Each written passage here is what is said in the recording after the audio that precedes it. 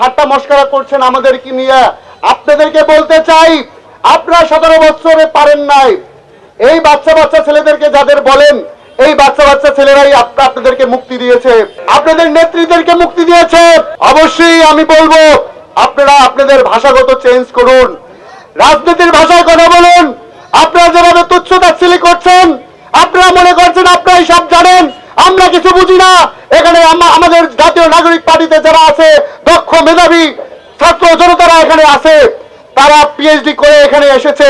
রাজনীতি আপনাদের থেকে কম বুঝে না। 54 বছরে আমরা দেখেছি কি চাঁদাবাজি ছাড়া আর কিছুই হয় নাই। স্বৈরাচারী ব্যবস্থাপনা আমরা দেখেছি, নতুন কোনো বন্দোবস্ত আপনারা দিতে পারেন নাই, যার কারণে এই 2000 মানুষকে জীবন দিতে হয়েছে, 30,000 মানুষকে আহত হয়েছে, পঙ্গুত্ব বরণ করতে হয়েছে। এটাই দিয়েছেন। 17 বছরে একটা ফ্যাসিস্ট সরকারকে নামাইতে পারেন নাই, এটা আপনাদের ব্যর্থতা।